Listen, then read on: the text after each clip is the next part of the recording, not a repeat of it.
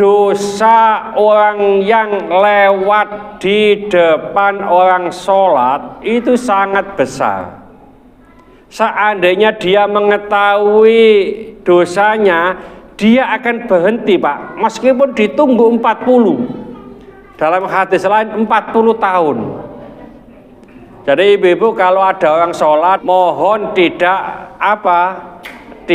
berjalan di depannya. Oleh karena itu upayakan kalau sholat sunnah atau sholat yang lain itu mencari sutra. Sutra itu penghalang, dinding, tiang, supaya apa? Supaya tidak dilewati oleh orang lain. Nah, kalau tahu atau paham dosanya, dia mau menunggu, Pak, supaya nggak lewat di depannya itu. Menunggu 40. Dalam riwayat yang lain 40 tahun.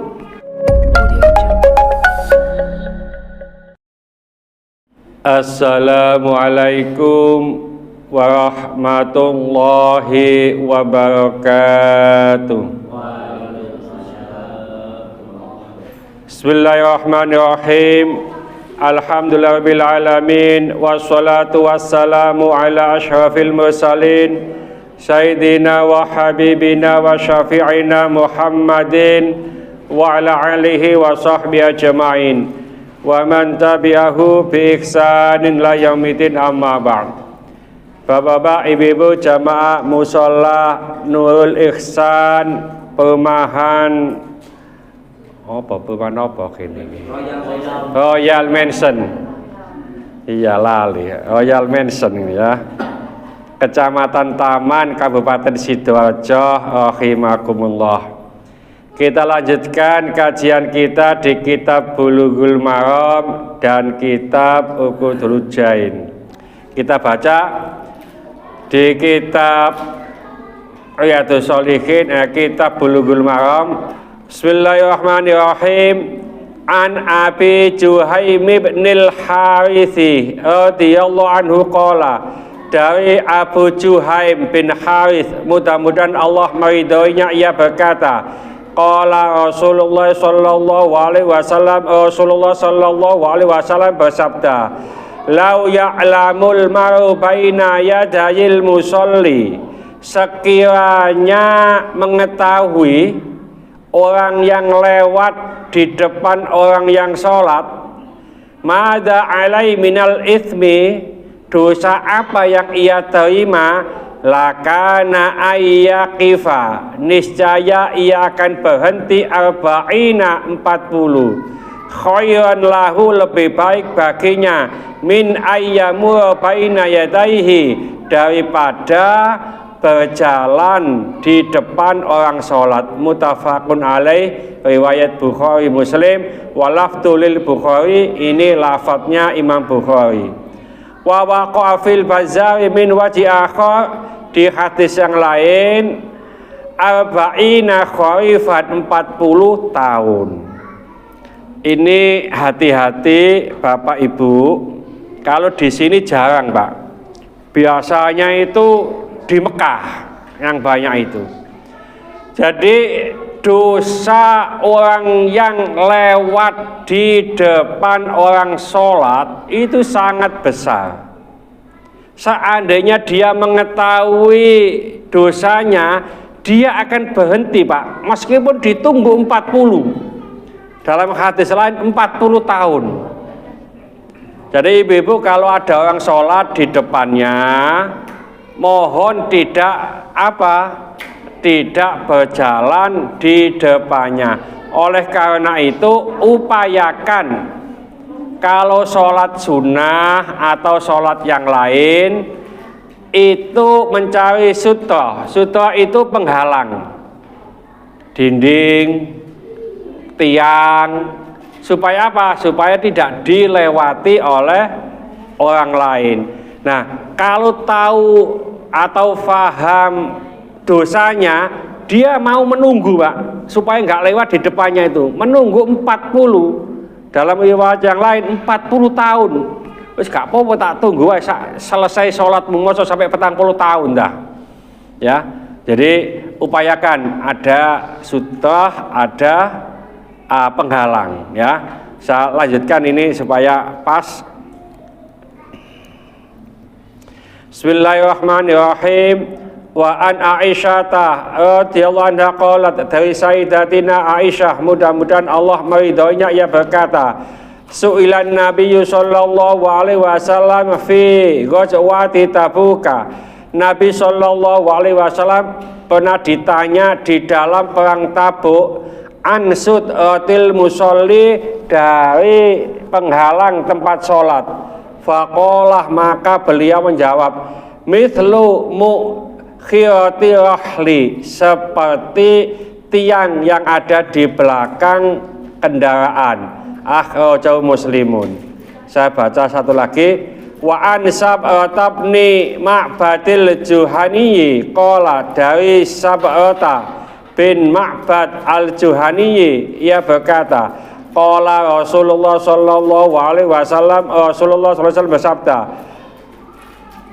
liyastatir ahadukum fi sholati, hendaknya salah seorang di antara kamu membuat penghalang dalam sholat, walau bisahmin, meskipun dengan anak panah. Akhrajahul Hakimu, riwayat Imam Hakim.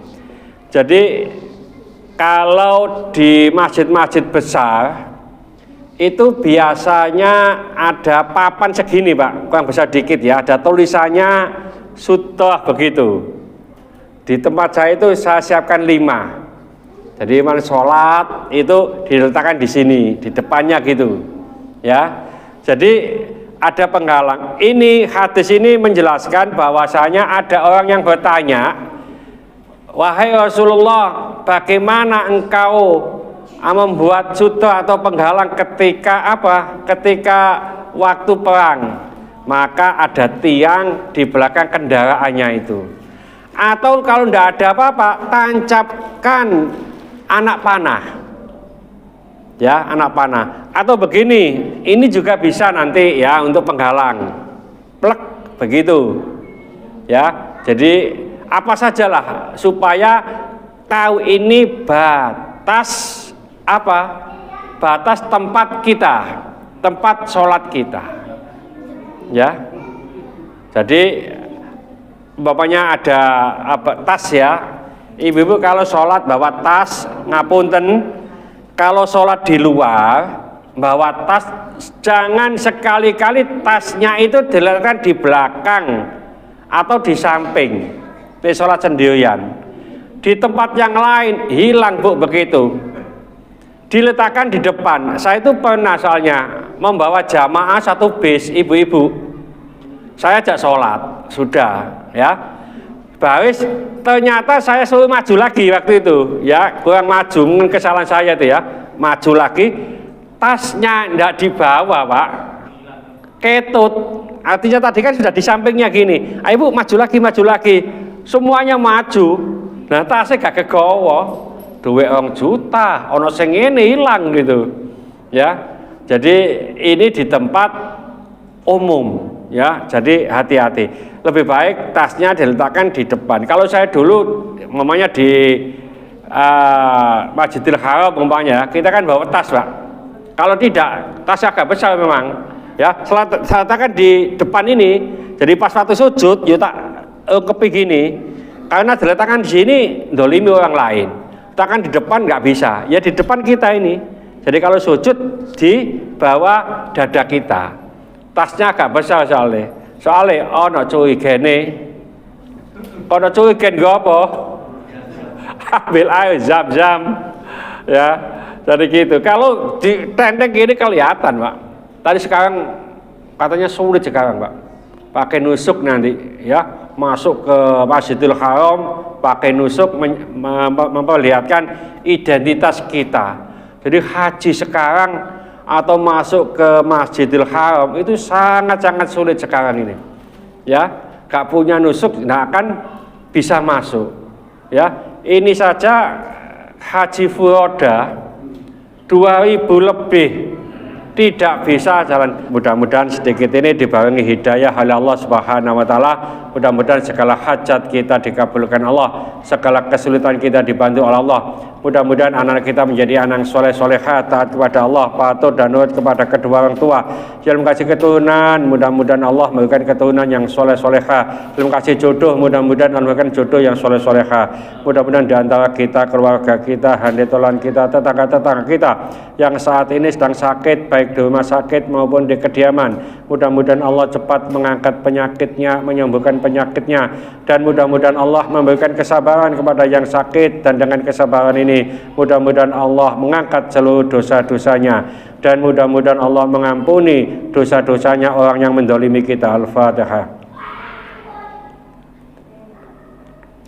Bismillahirrahmanirrahim. Wal asri innal insana lafi khusrin illa alladziina amanu wa 'amilus solihati wa tawassaw bil haqqi wa tawassaw bis sabr. Subhanakallahumma bihamdika asyhadu an la ilaha illa anta astaghfiruka wa atubu ilaik. Assalamualaikum warahmatullahi wabarakatuh.